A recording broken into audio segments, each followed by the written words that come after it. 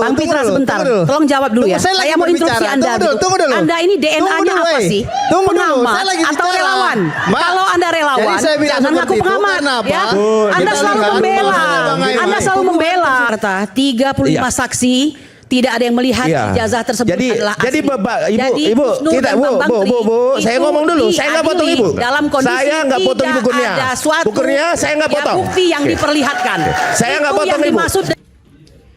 Gimana, oke Zoners? Seru kan episode Rakyat Bersuara kali ini? Sebelum lanjut nonton, jangan lupa like, komen, dan subscribe. Kalau udah, yuk kita lanjut nonton lagi. Tri Kurnia Royani itu sempat menangis. Boleh diberikan informasi kenapa menangis, Mbak? Masya Allah. Terima kasih Bang Aiman. Ya. Ini udah langsung pembukaan ini. Langsung silakan. Iya. Terima kasih sudah berada kembali di Rakyat Bersuara. Terus terang saja saya sebenarnya kadang-kadang nggak mau loh ke Rakyat Bersuara itu. Iya. Tapi saya tahu yang diperjuangkan oleh Mas Aiman itu kan value ya. Jadi ya sudahlah, nggak apa-apa, kita bantu saja begitu. Soal mengapanya, I have a personal reason about that. Ya. Nah, soal menangis, jadi begini ya, dalam perjuangan ini sudah cukup lama, hampir 8 bulan ya Bang Roy. Jadi kami itu 8 itu atau 12 tadinya itu seperti saudara begitu. Mungkin saja kami berbeda agama, kami berbeda suku bangsa, tapi senasib dan sepenanggungan ini membuat kami bersama-sama dan bersatu. Saya tahu betul bahwa Bang Rismon itu siapa sih gitu. Seperti saya tahu betul Bang Roy itu siapa begitu. Seperti saya tahu betul 6 yang lainnya atau 12 yang lainnya begitu, termasuk saya. Ya, we are not guilty. Ya. Nah, Ibu sampai sekarang meyakini sangat Ibu yakin, tidak salah. Sangat yakin. 100% Ibu tidak salah. 100% yakin. Jadi kalau sampai tersangka saat ini ada yang salah dengan penegakan hukum menurut Ibu sangat keliru. Ya, the first tergantung menurut saya, tetapi sebenarnya almost people in the world tahu itu begitu. Saya kira begitu. Dari mana Ibu bisa mengatakan bahwa Ibu tidak bersalah? Tidak ada mens rea, tidak ada strafbarheid, tidak ada aktus serius. Oke, dijelaskan. Mens rea, niat jahat. Saya tidak punya niat jahat. Saya adalah pengacara yang sedang bekerja. Ya, dan ingat, jangan lupa, di ijazah palsu ini kami sudah berjuang hampir 4 tahun. Ya kan? Jadi kami itu ditersangkakan dalam berjuang posisi untuk meminta ditunjukkan. Iya, untuk ada kepastian hukum tentang ijazah palsu ini begitu. Dan sudah memakan korban 2 tanpa melalui due process of law begitu. Ya kan? Nah, padahal pasal 10 Undang-Undang PSK, bukan PSK yang itu, menyatakan saksi, pelapor,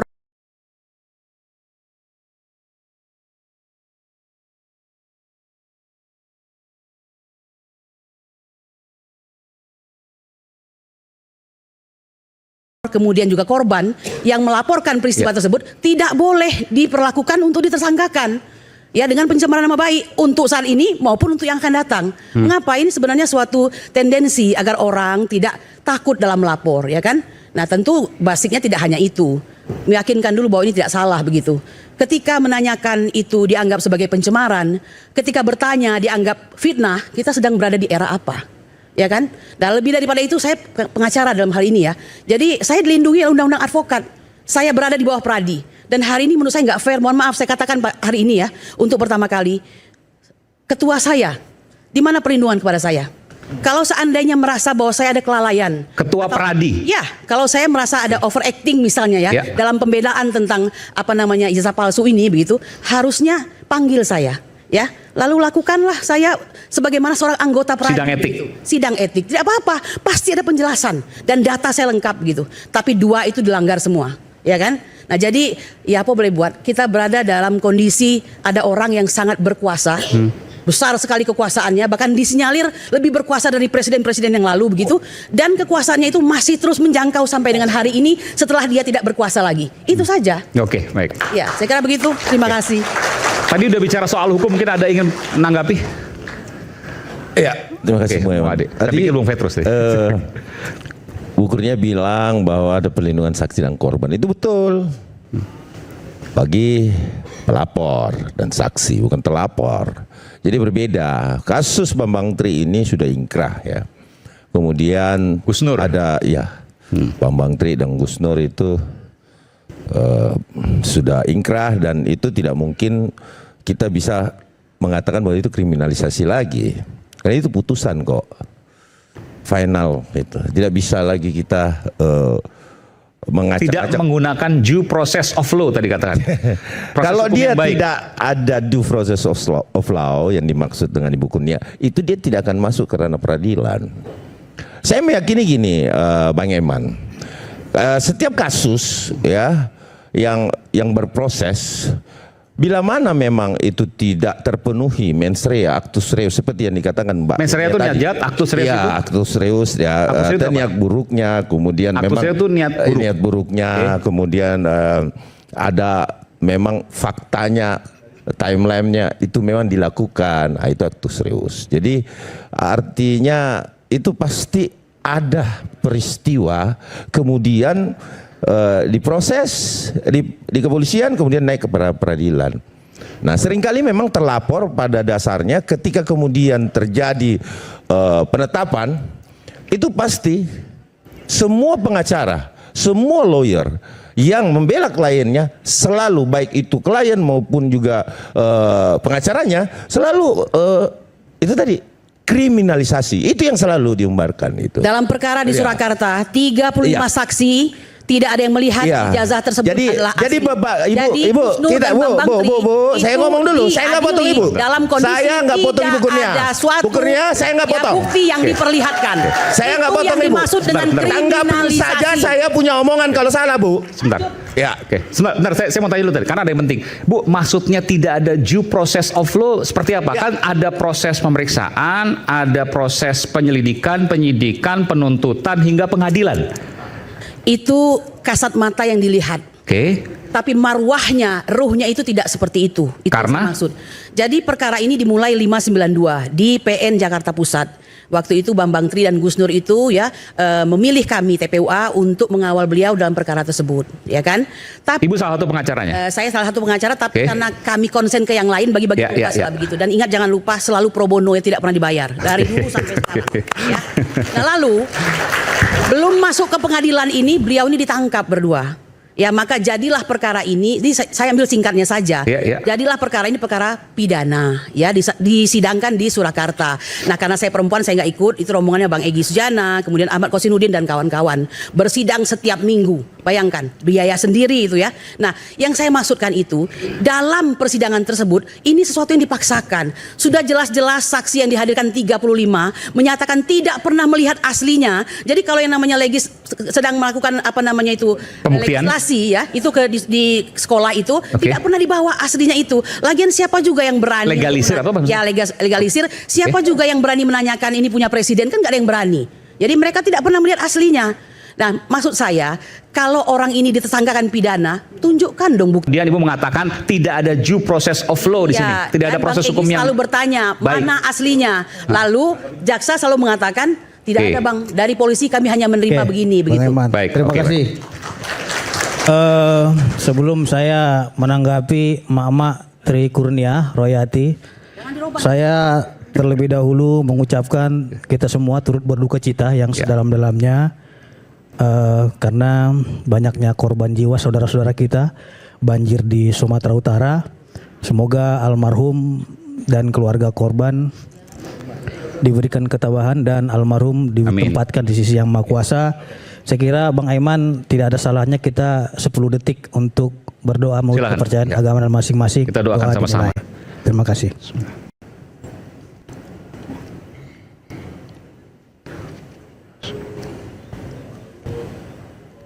Terima kasih Bang Aiman. Dan saya juga ingin sampaikan Bang Aiman, saya apresiasi kepada Bapak Prabowo Subianto yang telah menyerahkan lahannya seluas 90.000 hektar untuk konservasi gajah di Aceh. Dan ini merupakan suatu contoh bagi pengusaha-pengusaha lain yang ada di Sumatera dan Indonesia agar meniru Pak Prabowo Subianto dan melakukan reboisasi di sana agar tidak terjadi lagi peristiwa yang sama. Baik, Bang Aiman, saya ingin tanggapi terkait dengan yang disampaikan oleh Mbak Kurnia terkait dengan 35 saksi katanya sudah diperiksa. Di dalam hukum pidana itu kita mengenal asas actori onus probandi. Beban pembuktian itu ada pada jaksa penuntut umum dan pelapornya, bukan Pak Jokowi. Karena di dalam kasus Gus Nur dan si Bambang Tri ini pelapornya bukan Pak Joko Widodo. Jadi hal yang sangat berbeda apabila memang Pak Jokowi diminta dibuktikan. Lain halnya kalau memang Pak Jokowi sebagai pelapornya, ya otomatis dia harus membuktikan dan melalui jaksa penuntut umum harus dibuktikan bahwa 35 saksi, 2 sidang sampai akhir nggak pernah ditunjukkan ijazah aslinya. Ya, terlepas masalah tidak pernah ditunjukkan ijazah ahli karena pelapornya bukan Pak Jokowi. Nah, pasal yang disampaikan oleh Mbak Kurnia juga tadi katanya ada penyebaran berita bohong, kan gitu. Ada pasal-pasal lain seperti fitnah dan lain-lainnya, penghasutan. Jadi unsur pasal itu yang diuji. Bukan malah diminta Pak Jokowi untuk buktikan itu. Karena pelapornya saya sudah berbeda. Nah, konteks dalam tema kita malam ini saya ingin sampaikan. Ini belum masuk tema padahal nih. Iya kan? Karena kan UGM bersuara katanya gitu kan. Jasa asli atau tidak. Nah, ingin menyambung di sini. Artinya ini sudah final dipastikan oleh UGM bahwasanya ijazah Pak Jokowi itu asli. Maksudnya? Oh, UGM Ya, mengatakan. UGM-nya, kan gitu. Kaitan ke proses sidang? Nah, kaitannya dengan proses sidang tersebut bahwasannya putusan daripada perkara Suginur dan Bambang Tri ini merupakan jurisprudensi. Karena sudah pernah diuji terkait dengan penyebaran berita bohong dan permufakatan jahatnya. Tinggal nanti ini menjadi renungan bagi teman-teman lainnya bahwasanya sudah ada percontohan nih. Kan gitu. Ini tidak bisa dijadikan ini harus Jokowi yang membuktikan. Yes, dia akan buktikan nanti di pengadilan dengan laporan polisi dia ini. Bukan yang lain yang membuktikan karena siapa pelapornya dia harus buktikan. Artinya begini, yang kemarin sidang Bambang Tri Gus Nur tidak pernah dibuktikan, tidak pernah ditunjukkan, tapi ketika Pak Jokowi yang melapor maka pasti akan ditunjukkan. Terlepas masalah tunjukkan asli atau tidak itu kan bagian daripada salah satu. Tunggu dulu. Ini ibu-ibu ini kalau ribu-ribu terus nih saya usir nanti. Ya. Jangan ribu-ribu dulu. Saya lagi bicara. Diam dulu nih, tolong diamankan nih security nih. Oke, tenang. Iya, demonstrasi boleh tapi jangan mengganggu dan merusak acara debat malam hari ini. Nah, inilah. Ini Nggak terima kan gitu. Jadi Bang Aiman, saya ingin sampaikan. Enggak, ini ibu-ibu bisa diam atau enggak? Kalau enggak nih saya suruh panggil security nih biar diamankan. Iya, artinya jangan bersorak-sorak begitu. Ibu juga tolong dong pendukungnya disampaikan, jangan anarkis seperti itu. Tolong disampaikan dong biar sampaikan tertib. dulu nih. Ini kan dialog. Ya, tolong ini. Apalagi tuh bawa-bawa itu ini nggak kondusif banget ini. Ini Bang Aiman orang seperti ini harusnya jangan diundang lagi ke News TV gitu loh. Kalau mau nonton nonton aja. Kalau bersuara kita harus imbang ya. Iya. Harus smooth dong. Tapi kalau ada suara seperti itu ya silakan karena ini rakyat bersuara nggak apa-apa. Tapi maksud saya harus tetap imbang. Oke. Ya, bisa saya lanjutkan ibu-ibu ya. Lanjutkan ya. Oke. Jadi saya juga melihat kasus ini Bang Aiman yang mencari dan membuat masalah itu bukan Pak Jokowi. Justru Pak Roy CS, Rismon, Kurnia, kan mereka yang menciptakan perkara. Bang Pitra. Tunggu dulu. Bang Pitra sebentar. Tolong jawab dulu ya. Saya mau instruksi Anda. Tunggu dulu. Anda ini DNA-nya apa sih? Pengamat atau relawan? Kalau Anda relawan, jangan ngaku pengamat. Ya. Anda selalu membela. Anda selalu membela. Ya, tuduhan-tuduhan seperti ijazah palsu dan lain-lainnya itu kan hembusannya dari sana dulu. Berarti kan yang memulai perkara kan harus kita lihat dulu nih. Tidak ada sebab akibat yang tiba-tiba langsung Jokowi membuat laporan polisi. Nah, Jokowi sudah menyampaikan di publik bahwasanya dia merasa terhina. Sehina-hinanya, direndahkan, serendah-rendahnya. Saya kira enggak, Bang Pitra, ibu bisa saya diam kembali kira-kira? punya citra ya tentang itu ya, punya Tunggu cerita dulu. saya Ibu tentang itu. bisa Jadi Bang diam nggak Pitra ini? ini dia bukan pelaku, Ini mama, tapi kayak tunggu pelaku dulu. sejarah. Tunggu dulu, Yang pelaku sejarah itu kami. Mbak, tunggu yang dulu. Yang menderitakan itu Mbak, kami gitu loh. Ini Monggo. Ini kemarin ibu ini paling gacor. Tiba-tiba kemarin menangis mewek seperti yang saya sampaikan kemarin setelah diperiksa. Makanya jangan terlalu Apa salahnya gacor. menangis? Apa salahnya Makanya saya menangis? bilang, kemarin Saya menangis tidak mengganggu itu. pemerintah, saya tidak Katanya, korupsi, ya. Ibu, Kenapa? Apa salahnya menangis? Merdeka, Ya merdeka, betul, kita pasti. udah merdeka. Kami memang pejuang. Gitu Mau loh. apa? Lalu Saya Anda tidak takut siapa? dipenjara, Anda katanya siapa? gitu. Saya tanya. Setelah Ya. diperiksa, DNA nangis. Anda Saya apa? minta Gitu bisa loh. ditenangkan Mau dulu, nangis, Pak mau Iman. berjuang nggak Jadi gini apa-apa. loh, Namanya Bapak. pejuang Saya biasa. bicara. Merdeka! Sampaikan kepada Karunia. Kita kan mau Ya, Karunia, berbicara. tenang dulu, tarik Ini nafas nggak dulu. kedengaran tenang sama kita dong. belum sama kami di layar Ah. bersuara. Kita akan serang balik. Oke, baik.